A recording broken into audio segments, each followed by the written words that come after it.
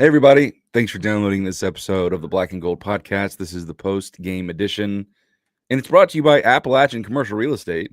Appalachian Commercial Real Estate provides professional real estate services in the Boone area. They provide sales, leasing, consulting, and appraisal services to owners and users of commercial real estate. Now, if you want more information about Appalachian Commercial Real Estate, you can check out their website at appalachiancre.com. Or Charles can just give you the number to contact, text, or call Appalachian Commercial Real Estate's owner and president, James Miller. Charles, go ahead. 828-719-0408. There you go. Well, hey, great news, everybody. Great news. We did not lose 5 games in a row. We have stopped the streak. I gotta say off the top, it was, obviously Friday was foggy and whatever, and early Saturday was drizzly and nasty. But at around, what do you think, Charles? Around 10 o'clock, maybe somewhere around 10:30, there. 11, somewhere in Yeah, there. Yeah, I wasn't yeah, looking at the clock, but just happy to yeah, see what somewhere around happened. there. It was perfect. It was absolutely perfect after that, and a great game day. A late arriving crowd. It looked really sparse there early in the first quarter. Late arriving. And the Ghost of Kid Brewer came out late in the game, like we've seen time and time again. It just never, ever, ever, ever. It's like a drug. It never gets old at the very end when the ghosts come out and the crowd wills the team to have something to happen. And yeah, so let's just start from the beginning. Appalachian wins 26-24. We beat the Thundering Herd. Now we have identical records. They came in 5-5. We came in 4-6. We now are 5-6, and it comes down to this last weekend against Arkansas State to determine whether or not we play in a bowl game. And yeah, Charles, what do we think about Saturday, November 22nd? Well, yeah, like you said, I mean, kind of turned out into a perfect day. Yeah. It did feel like the crowd thought maybe the kickoff was at 3:30. Honestly, no, I know it's just like, man, where is everyone? And then it filled in, which is good. And it was an engaging crowd, right? Like that was a one of those games where you need the crowd there to do the work, right? And to, like you said, will the team to victory.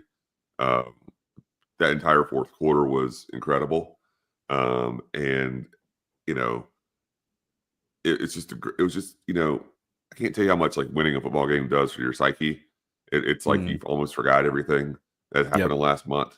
I mean, we know what happened, but it puts you just in such a better mood, and it gives you a better outlook about just where things are going in general. Because I mean, it was pretty bad there for a little bit, and for whatever reason, yesterday was the day. Saturday was the day, and what an odd game, really, it was. Because if you're gonna look at a box score, you're gonna ask yourself how did Marshall lose? Well, it's like they gave it away. They had 3 turnovers that were huge. Two fourth quarter fumbles, obviously massive, and then blocking the field goal almost served as a turnover because I mean you're not guaranteeing points on a field goal, especially with college kickers, but that was a massive switch because they could have gone up 4 and they didn't, and that would have changed the game tremendously for us. So great job getting that block in there. But I was really surprised, probably more than anything, about just kind of our offensive approach in general, because we really just kind of stuck to the ground game a lot. Were you surprised by that, AJ? I was. My theory watching yesterday was we won the game because we ran the ball, not because we scored, right? It was because we kept the ball out of their hands. I think we were having a little bit of trouble with them, honestly, stopping them a little bit. When their quarterback went out at the beginning of the fourth quarter, that was a big deal for us. I thought he was pretty effective. But you said it really well last week, Charles. One of the reasons why it was so frustrating against James Madison wasn't just we were overmatched and just getting beat by a better team. It was we were kind of doing things that were making it worse. We were like ensuring that they had the ball longer, and the fact that we stuck to the ground and let Trig. And I'm really happy for Trig Lewis to have the game that he did. Offensive line looked a lot better. Obviously, we're not facing the same front as James Madison, but they, credit where credit is due. I saw some pulling guards and Trig being patient. That was as good a running back performance as I've seen in that style. I know that Rashad or R-Dub, he's our close personal friend now. R-Dub is more of a physical, like, you're just going to have to stop me. I'm going to build up momentum. But I felt like Trig had a little more finesse and speed that running behind that line. And but they did a better job attempting to extend drives, keep the ball out of Marshall's hand. I think that the ground game, along with those turnovers, keeping the ball out of the end zone for sure with Marshall, but I think that's what contributed to us winning as much as anything, honestly. And had we tried to throw as much or whatever, and we shortened the game or shortened our time of possession, I think we would have left ourselves a little exposed, honestly. And so I thought it was to me a night and day approach from last week, and I think it won us the game, honestly. Yeah, and we didn't do a lot with the ball in the second half at all. Right. I mean, this game really came down to the old middle eight, right? Because I mean, like, we score at the end of the second quarter, beginning of the third quarter, and those are our two best drives of the day, and bar none. In my opinion, and that turns that game from a double-digit deficit, right, to a lead, and I thought that was as big as anything. We went up 23-21, and then at that point, like, it turned into a battle of a couple field goals, and that's really it. I mean, the scoring ended. If you'd have told me that game was going to end in the 20s, I would have laughed at you, because it didn't feel like it at all. Both teams really just dug in and just wouldn't. They'd give up a little, but they wouldn't give up a lot. But you can just look at our drive chart after that third quarter touchdown to open the half, and we went punt, punt, punt. It was 3 plays, each time. Yeah. And then, we did just enough after getting that fumble to get in field goal range and knock it down. But I mean, Marshall kind of had their way with us a lot. Yeah. Most of the day. I mean, all their drives felt like they were semi-productive. I think we had, we did really good in the first quarter, like kind of containing them when those first 2 drives they had. Yeah. And then it just we kind of let them leak a little bit. And, but we did just enough. It was kind of wild. Yeah. Yeah. I think, and again, I'm just sitting here trying to be realistic and just saying what I saw. I think we were very fortunate to win that game, honestly, and you don't want to take anything away from our guys, because a win is a win. We say it all the time. Like, we've banged that drum forever. Like, winning is what matters. A gritty win, a fluky win, a hard win, a blowout, whatever. Winning is winning, and that's great. And you also don't want to take away the effort and execution of punching the ball out, right? Like the defense causing the fumble and everything else. But if the roles were reversed and we were the ones that were fumbling the ball twice, we would say, you can't fumble the ball. You can't cough that ball up. Like, you gotta protect the football. And late in the fourth quarter, fumbling twice. I mean, that was that was now only one of those. Well, okay, I'm sorry. Both of those fumbles are what actually sealed the game. They fumble, we go down, kick a field goal to go up, and then they fumble, taking themselves literally out of the game. They don't even have an opportunity to kick at that point. So we executed. We punched the ball out. We recovered. We won. But I think we were very fortunate to win, because I think we were having a hard time stopping them. We did what we could do. We in that old school slugfest, 26-24. It doesn't get any more old school than that, right? I mean, they just, back and forth, and maybe not playing well, not a good couple possessions, but gritty, big turnover, try to make something out of it, 2 teams. And hey, by the way, we talked about this last week. We talked about it on the pregame radio segment. We've been kind of waiting for some chippiness, right? And there was some chippiness on that field, Charles. And I like seeing that. Like, these guys are going to kind of lingering a little bit after the whistle, kind of talking to each other, and you could tell the body language was a little tense. I think it's good. I think it's a good thing between these teams. Well, and I think what you just said the best was about old school football. I mean, as much as the new school football, I guess you would say it, or offensive football is, you see some yards accumulated, you see more scoring, but old school football is like, hey, it's okay to run 3 plays and punt if you don't get a first down. It's just punt it. Yeah. Field position was key here. Yeah. And there were times, I think, there was early in the game, we went for it. We were up 3-0. And we're in that weird area of, well, actually, we were way out of field goal range, but we were over the 50. And I just didn't think that was what we needed to do at that point. Like, I think we just need to value the field, value the green, and just punt it back to them. Don't give them anything to get excited about, because as soon as they got the momentum shifted right there. Yeah. And they went down and they scored real quick. And all of a sudden, they have a big second quarter. And it's like, why did we have to do that? Because it really felt like that was like closing the book. Yeah. And I think coach learned from that. Like mid-game, I felt like there was like an adjustment of aggressiveness. And especially with that, when we get the touchdown and the old swinging gate, extra point, 2-point conversion attempt, whatever you want to call it. I just didn't understand that at that point either.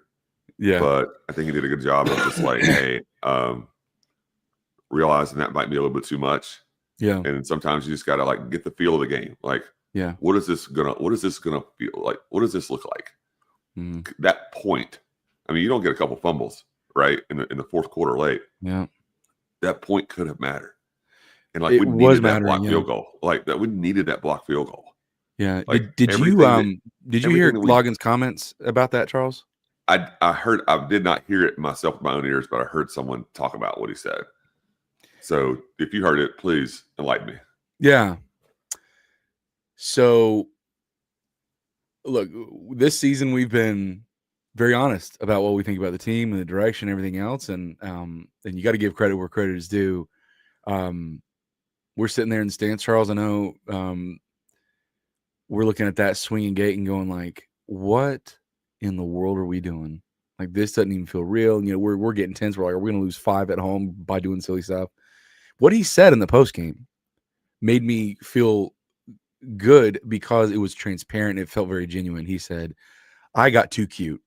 And I was mad at myself the rest of the game because I try to put things on film to cause other teams to have to prepare for something on special teams, because if they're preparing for special teams, they're not preparing for on offense or defense as much. We've heard Dustin Kern say that, by the way. And he said I was mad. Yeah. And he said I was mad at myself the whole game because I felt like I could have just cost my team, my boys, a win by being too cute. And you know what? That's exactly right. That's exactly right. And good for him to say that, because that's transparent. That's not coach speak. That's him being transparent and saying, at the end of the game, I kept going. This is what he said, his words.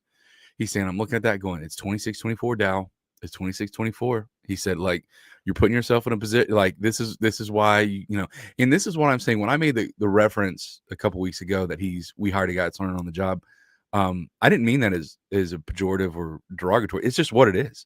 You're learning how to be a head coach, because you've never done it before, in game management, and you got to think about all that stuff. We're seeing him do it, and I think by him saying that made me think good, because it didn't make sense to my eyes. And he said, you know what, that was too cute, didn't make sense, shouldn't have done it.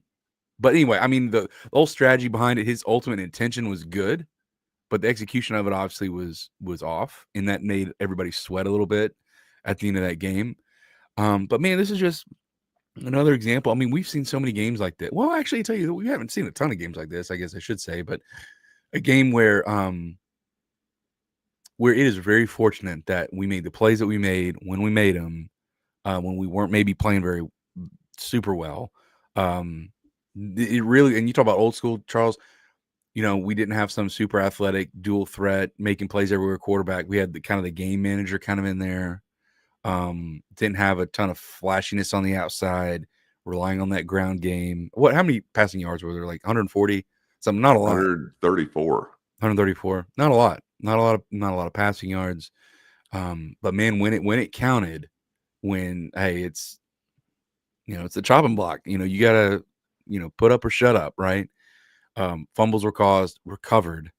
Shout out to DeFreitas, man. I mean, he kind of had like things riding on him. You know what I'm saying? Like what was it, like 5 minutes or whatever less in the fourth quarter? It's like, hey man, Yeah. you got to make this. Like you got to make this kick. And he did. With ice in his veins, which was awesome. And just not giving up. And there's something. We ended up watching the end of the game from that hill right there on the west side exit. So we were standing there and watching it. It was actually a cool perspective. But before we went down, I think it was the first fumble attempt. I'm sorry, the first fumble. Saw that sideline kind of prompting the crowd to get a little juiced up. I was like, you know what? This is the kind of stuff. This is what builds. This is what you build on. You don't build on a playbook or X's and O's. You don't build on, I don't know. You build on moments. You build on moments, and teams come together and players come together, and they're looking at the crowd going, come on, come with us. And then that helps us respond, and that gives everybody the advantage, or that gives the Mountaineers the advantage on the field. That was a cool moment. Saying, hey, look, we're here. We're jacked up. Come on, be with us. Not that the crowd wasn't cheering, but it was a moment of connectedness that I think we've lacked this year a little bit. It's not been gone completely, Charles, but you got to value those moments when they occur. Yeah, you do. And I think it's really neat when you have, situations where you get all these individual plays that add up to, like, the final result. And it's not just one person doing everything. Right. I mean, yeah, Trigger Lewis carried the ball 33 times, right? But even with the 19 completions that Cole had, spread it out a little bit, 6 different guys. Half of those just had one catch. And I just think that it's a collection of plays, different people making the play, whether it be your field goal kicker who's a freshman, like that's a big moment. That's a confidence builder for him. Caleb Sandstrom, falling on that ball, and Colton Ferris knocking that ball. It's like the collection. Like you can just like go down the roster and everyone who made a play, it felt like it was a big one, right? It just and so that's a team winning. That's a team win. Yeah. And I think that's what our fan base loves the most, is that like seeing everybody work together. Yep. And I think it's great on Dow to make those comments in the post-game presser, and it gives us a little insight to him. Like, hey, this I think sometimes we as fans, whatever you're watching, whatever your favorite sport is, whatever league, conference, high school, whatever, and you see someone say, I made a mistake. Yeah. I mean, that's genuine, and that gives you an inside look to who they are, and that you're not watching these polished coaches on Sundays who know exactly what to say, just going to wait for the question to be asked, right? Like, and sometimes just like letting himself loose and getting, like, opening up his personality to the fan base, I think will do him wonders. Yeah, we're just saying, I made a mistake and I'm going to learn from it, and we still won. It doesn't matter. It easily could have sat there and said none of that, and forgotten it because hey, it's a win. Don't worry about it. I get away with it. But for him to be upfront about that and be real and say, hey, I still almost did something I shouldn't have done. I just want to let you know I'm not getting away with it. I'm being real with myself. I'm mad at myself for what I've done, and it shows that humility. I think that's just great for him, and honestly, it's great for the fan base, because what we dealt with the last 4 months or 4 weeks was hard, and he knows it. He earned it. He's got to wear those things, and like what a different like swing of emotions you see, or from the unfortunate screenshot from last week to this presser, to kind of have a moment where he's like, I got to learn from things. I think that's big. It's big for him. It's big for us.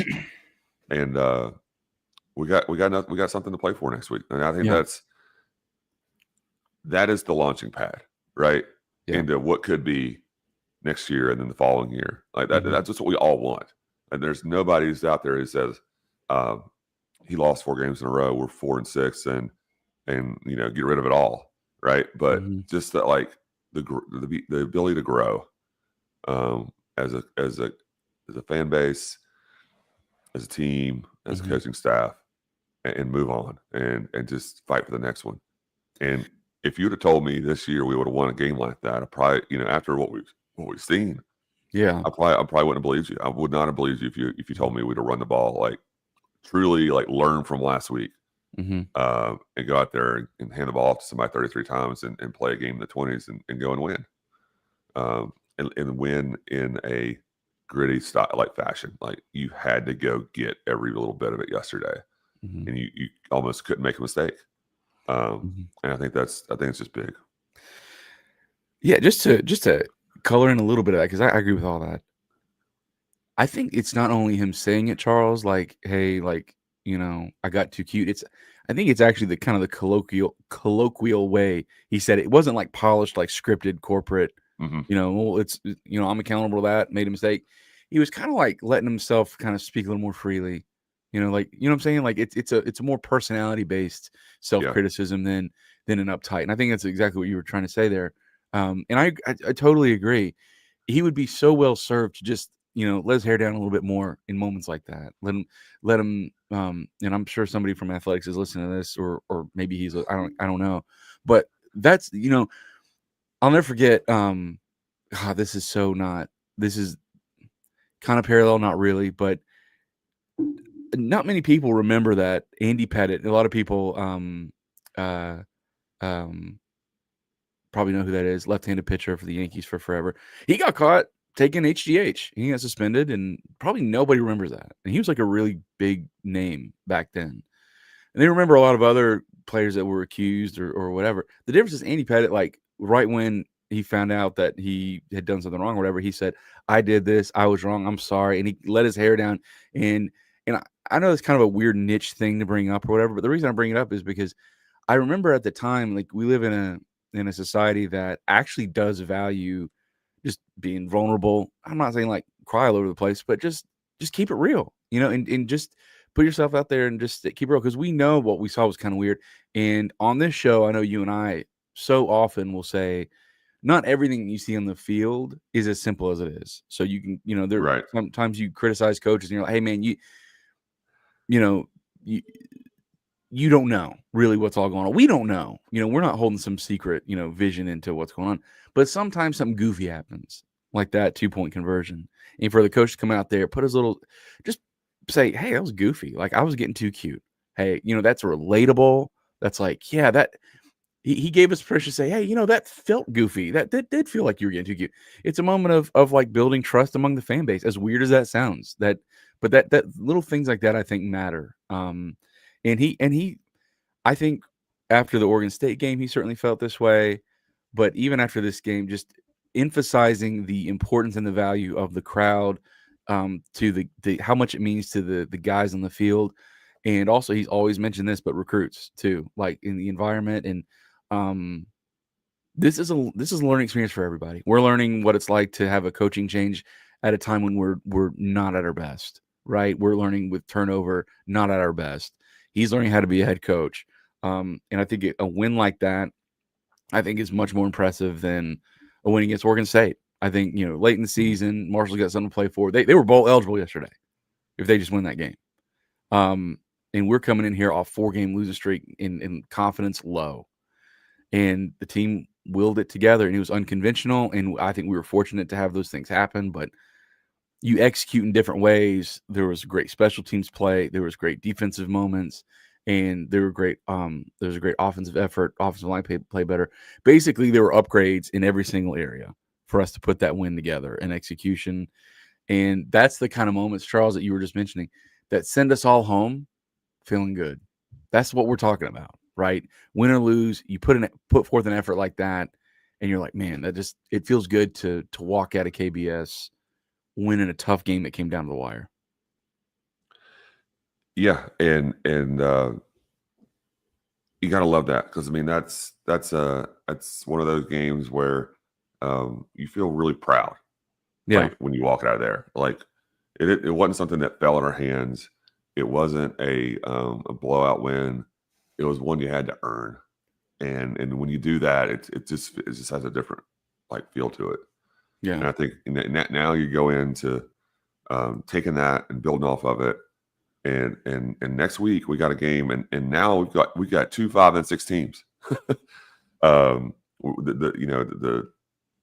whole like outlook on your season now comes down to like your last week versus having a game where it wouldn't have mattered. And think about what if we had lost yesterday, and Arkansas State's the team that needs to get that win. And what do? They come in and just make us roll over, and make us look bad and feel terrible about the offseason and all that good stuff. Now you got a jumping off point, right? Now you're going to go play a game that is winter bowl eligibility, right? Doesn't mean you're playing one, but it means you could. And like we always compare records, and what does this look like? What does that look like? What are you selling? It's a lot different to sell 6-6 and 5-7, or 4-6, or 4-8, or whatever anything could have been. But like, in a first year transition, I think that's what you hope for. And I think this is we'll see what happens. Next week's going to be a battle. Arkansas State just lost on senior night, like, to Louisiana. They're their hated rival from the West. And they always play tough games. So, we're going to be in for a treat next Saturday. I believe 100%. It is going to be an emotional game, and it'll be, that high stakes. About as big as you can get without playing for a championship or something like that. And those are the little things, I think Coach Drinkwitz said something that was really great this past week about how, and this is kind of a societal, kind of cultural problem. If you want to get deeper, obviously we're not going to do that here in this post-game show, but how it is incorrect and wrong for just the nominal college football fan of X program to say, man, if we don't make the college football playoff, or if we don't win it all or whatever, then the season is a failure. There's nothing to celebrate. And that's not true. The context is everything. The context of what you're going through, what you have, what you compete against, everything is relative. And in that space, you can tell whether or not you had success or not. And we said at the beginning of the year, it's not maybe just about the record, but it is how you finish. It's how you finish the season, how you get there. And yesterday was a good, reassuring step in a direction of, man, that feels good to win a game maybe we shouldn't have won. I mean, we won it. We went out and won it, but we had to fight for it and had to have things bounce our way. But you also have to, if things are going to bounce your way, you got to do something about it. You got to execute on it, and we did. And so maybe this final game, 2, 5, and 6 teams going head to head, maybe that's going to be the final, and it will be, I guess, right? The final picture of, like, how did you finish? Like, how did you get there?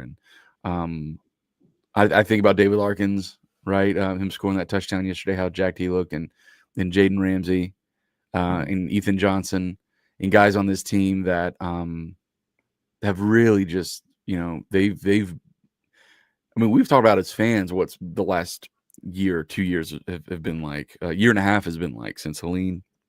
There's all the things that have happened and how tough it's been. It just makes you feel you get the warm and fuzzy thinking about what could happen, Saturday, and you don't want to get too far ahead of yourself. But because we're not there, winning didn't solve everything yesterday, but it solved this week. It solved this week. It solved Sunday. And sometimes that's good enough. Yeah. It doesn't, like, you can't go win one game and fix the ills of the past month. Yeah. But you can start. True. You can start with that, and you can go. You can take it somewhere. Yeah. I just had a feeling this past week. I don't know what it was, but I just was like, something hit me on Tuesday. I told you. Yeah. I was like, I think we're going to win it. I don't know how, but I think we will. The same way. I felt the same way. Like, and my son, asked me about, 1 or 2,000 times a week. Like if what I think is going to happen on Saturday, and this week, I said, man, I just think we're going to win. I think we're going to beat Marshall. I don't know. I don't know. Whatever. And it's not like Notre Dame coming into Boone and beating them, but it's still it's a team that is competent, looking to get bowl eligibility. That has certainly looked better than us this year. Coming to town, we beat them, and that's what the doctor ordered. I do want to. Well, did you have anything else to say before I had something? No, go ahead. So I wanted to mention the 2005 thing real quick. I've had this like in my brain. I know this isn't football related, but I want to mention it in case anybody here that's listening, because it is fresh on my mind. The band has to be at basketball practices. I mean, basketball games. The band needs to be at basketball games. And I don't know why the band wasn't at the game on Friday night against Charlotte. That was a big game. And we didn't have band members there. And it was very disappointing. And I don't know the reason behind it. I really don't. Like, I don't know if the band people are like, no, we're not going to let them do it. Like, I don't know. I have no idea. But if we're going to treat things like it matters, and we're going to treat things like as important as the players and the staff treat it, then you got you got to have the band at a basketball game on a Friday night against Charlotte there. And that was a great atmosphere. We'll talk about it on the preview show on Sunday. I know that this isn't the basketball show or whatever, it's a post-game show, but that has it's been like the pebble in my shoe. It's like that should have been treated better. That we should have had that. So I don't know the details behind it. Maybe there's a good reason for it, but I'm sorry, Charles. I just wanted to. No, you're good. You're good. I don't know if you have a take on Friday that. night. No, yeah, I don't really. That Friday night, it's so different for me. Like, getting stuff prepared for Saturday and like having a Friday night game. Like, it's like, oh man, it's like, when am I going to get stuff done? Yeah. And then it all comes together, right? Yeah. But I'm with you. This was a game after exams, against a non-D1. That's one thing, but this is, I agree with you. It's UNC Charlotte. Like, that's a game's going to have some juice. They're going to have fans, and there was juice. Yeah, and we created it. Gutsy win. Two of them in a row, really. It just gives you good feelings about the whole weekend in general. Yeah. Oh, for sure. So again, I don't want to linger on that. We'll talk about that or whatever. I just need to get that out of my system. I was like, this is because it was so good, and the crowd did bring juice, and the students brought juice, and there was juice on the the chippiness between those two teams. But anyway, and also if any of the Marching Mountaineers are listening to this, they are the best student section at basketball games. They're great. They're awesome, and that's part of why like they were missed. For me is they do such a great job. So that's a comp to them. I want them there. They're an asset. So about 2005, I just want to shout out. Doug Gillen in athletics for treating 2005 and the national championship like it matters, and honoring that team. A lot of that footage from the highlight reels and stuff, and getting players to record videos, that was really awesome. I thought it painted pretty good context for those that maybe weren't there in the championship years. But more than anything, man, what was a treat for me was being able to actually engage with some of those guys on Saturday. I met Jason Hunter, who, man, I don't think he's on Twitter or any. I don't know what he's doing or whatever, but I saw him, on the court on Friday night for the Charlotte game, and they honored the players there. And I saw him, and I was like, oh man, Jason Hunter's here. That's so cool. And Marcus Morrell was there also. Part of that talented, defensive line duo. And then I saw him in the hotel we were staying at, and there will be a Jason Hunter episode soon with him coming on the show, which is incredible. But Jason Hunter, Richie Williams, Brandon Turner, Scott Suttle, Trey Elder, TJ Corman. I mean, you just name Leonard Love, all these dudes in the parking lots, tailgating, celebrating with each other. Julian Roush. I'm just naming the guys that are just popping in my head, right? Kevin Richardson. That were just eating up, just being back together again in the unity that they had. And it's a little bittersweet because one, these dudes love each other, and it was great seeing them and all that stuff, and it was so great interacting with several of them in the tailgate lots. The bitter part is like the era of dudes grinding it out, mean as pit vipers, fighting each other in practice to become great, truly great, for 4 years, 5 years. Like, those days don't exist. And so the current roster doesn't get, like, in 20 years, the current roster won't have that same heightened level of a bond. And that's a bummer, because you see those guys interacting, yesterday, and it was like, you could just tell it was a cherished time for those guys to get together. And obviously 2005, well, I don't think it's obvious to everybody listening, but 2005 was before my time at Appalachian as a student. Right. I barely missed it, but I know enough history, know enough people, including you, Charles, that it's very important to me. And it was very cool. It was just a very cool experience to celebrate the 2005 team, because that was such a huge deal for Appalachian State. Friday night I was packing the truck, getting everything ready for Saturday, and I had the same kind of like, we go back and we watch games and of years ago, and I turned on the game and just had it on in the background while I was doing stuff, and it just gave me like all the warm feelings, all the warm fuzzies of like, yeah, man, those names stick in our head, because not just because they won a championship, because they were here the whole time. And then we were, for most of their careers. And then we're talking yesterday at tailgate, and like how so much changed in just 20 years.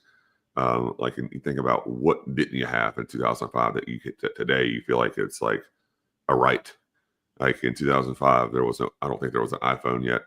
Right. Yeah. And social media, like, existed basically just as Facebook. And all those things. And then I was like, all right, so where were we? And I thought, and I was explaining to someone, I was like, think about where your fandom was at that point. There's some of us here who were still in school. There were some of us, at the tailgate, who had not gone to school yet. And there was some, like myself, who that was a couple years after I graduated. Yeah. And I was like, I made the reference to you. I was like, think about AJ. He's a freshman in 07. Like when we beat Michigan, like the viewpoint, like the different like looks, outlooks of like, or of how they remembered all those things are just completely different. It's just so many different aspects and viewpoints of those times. And here, and seeing the videos and kind of reflecting and just seeing Jerry Moore and hearing Jerry Moore talk about Chattanooga just felt like all the right, and because that was always the goal, right? And now it's now that we have bowls, is that I don't think we can talk about those destinations like you did Chattanooga, or like the North Dakota State crowd like Frisco, and I know that game's moved again, but it was a great weekend for that, and good to see all those players on the field, good to see them get recognized, and I guess next year we'll do it again, and then the next year we'll do it again. I'm looking, I told my son, because he's around me, he meets all these players. I took pictures, I said, hey, can you take a picture with him? Because my son's playing football, and he's heard the name Kevin Richardson and Richie Williams and Trey Elder. Like, he's heard these names, right? And I'm like, man, this is Kevin Richardson. Like, he's got, by the way, he wore all his rings, which is the coolest thing. Like, if you got 3 national championship rings, in Southern Conference championship rings or whatever, like, you need to wear them when you go to celebrate the championship. Yes. It's like, Maddox, this is the guy that, like, Marcus Cox broke the record, when your uncle was in school, and, we see him at basketball games at Marcus Cox. This is Kevin Richardson. This was the, this was the man, right? 3 national championships. And, like, and he was, so friendly, and these guys eat up, by the way, like, reconnecting with people that remember what it was like to watch them at their best. And it was just like it was a family reunion, even if you didn't know him, and I never met Kevin Richardson before. And I was at tailgate with a bunch of player parents, current player, and just to have those guys kind of walk through and say, that guy did this. That's Daniel Bettis. He was a great tight end, and but pointing out to these people like this is red carpet stuff. Like these guys from that 2005 team, and I think the reason we get so worked up and connected to it because I think, Charles, we know that without that team and that accomplishment, we don't have what we have now. That Right. was the foundation for what we've enjoyed for 20 years. Well, part of the foundation, of course. I'm not trying to dismiss, what happened before that, but you do have to win something. You do have to actually carry it across the finish line. And 2005, beget 2006, and we know the rest. It was a ton of fun seeing those guys, and meant a lot because I mean it's just not a bowl. It's not a conference championship game. It's not a bowl game. Like, for the permission to play for national championship, you have to beat 3 teams. You have to win 3 games, and that's hard. And they did it 20 years ago. So very cool. A lot Kudos easier to though when you can do it at home though every year. yeah. Yes.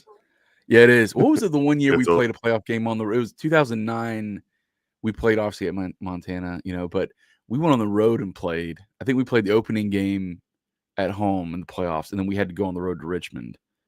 And those are always that much harder just because you're on the road. Mhm. Yeah. And it was a cold night. In Richmond. Yeah. Yeah. It was you a were cold, there. wet night.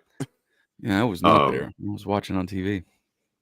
Well, just look back at those pictures of what 2005 looked like, and the stadium parking lot was still there. The new facility, the old Kid Brewer press box was still there. Yeah, there was still track. There was no second deck. There was no north end zone. There was no big scoreboard. Like, those guys built all that. Yeah, with their play, and with their play, we came out and watched them. Yeah. And we came out and watched them in droves. And when I say in droves, like, it was a huge deal to have a crowd of 20,000 like in those days. Yes. And Chancellor Peacock had that vision of like athletics is the front porch of this university. Yep. And all of a sudden, for no reason, in 2005, our home opener against Coastal Carolina, 30,000 people showed up on a beautiful day, and we were just like, this is what it's supposed to be like. Yes. And then, like, halfway through that season, it just kind of snowballed. We just kind of figured it out. We're like, hey, we think we can play with LSU. Okay. And then you get to come home, and all you got to do is beat Western to win the title, win a conference championship. And it happens. And all of a sudden, that happens, and the next thing you know, they're like, App State's 2 seed. You're going to get to play them Boone if you keep winning. And we're like, okay, we got something. And it just happened. And just looking back on that, we didn't know how good we had it. I think we did. We kind of did. But the further you get away from it, the more you realize, like, man, those were the good times. Man, was that so much fun. We talked a lot early on in our Sunbelt transition here on the show. Of course, we've been doing this a bit about how eventually the core will transition from the 90s crowd, the 80s and 90s crowd that were students then, and then now they got season tickets, to it's gonna be that millennial, like, championship era crowd. And we wouldn't have that. The people around our age, Charles, and even slightly younger, without 2005, without 2006, and Chancellor Peacock's vision, him saying, we need to make this important. We need to treat it like it's important. Come have fun. And then we win, and we make it exciting. Those two things combined, like, really solidified that, those 18 to 22, 23-year-olds, I'm going to come back. I'm going to keep coming to these games because, more and more I see my peers, setting up the big spreads that I was watching my parents and the peers set up their spreads, right? And it's been great. And we wouldn't have this. The parking lots would not be what they are without Ken Peacock and this 2005 team. It wouldn't be the same. It wouldn't be. It wouldn't be the same. And we capitalized on it. On a little kid named you might have heard of him, Armani Edwards, came around the following year, and they've capitalized on it, but it had to start somewhere. So just awesome stuff. Awesome. It was great. It was, and even Coach Logan said this, and I really appreciated him saying this. To win in front of that championship group, to win in front of them was great. And I got to tell you, man, a really crazy, not full circle moment, but a moment where I realized how blessed I am in doing this podcast and being part of Appalachia State. I'm sitting there on that hill watching the final seconds of the game before, because we stayed till 0. So we're sitting there, and I'm with my son and my brother and his family. And we're sitting there waiting, like, are we going to be able to turn the clock down or whatever? And Scott Suttle comes up. He says, are we going to do it? Are we going to be? I'm like, here's Scott Suttle's come talking to me about this. Like, I'm sitting experiencing this with Scott Suttle, and I only know him from the podcast. And it's like, this is so cool. Like, we're in a position like this. And Scott says he listens to the show. I don't know if you listen to this. Shout out Scott Suttle, and then the other guys that were around yesterday. But a good day, Charles. A good, much needed day. Great yesterday in Boone. Cool. Is there anything else we got before? I think we've covered it. Yeah, this was good. We needed an episode like this. This was awesome. So, so we'll have a preview episode for our final game. I'm gonna try to have a special guest. We'll see who that ends up being. But until our preview episode previewing the Arkansas State game this weekend, go Apps.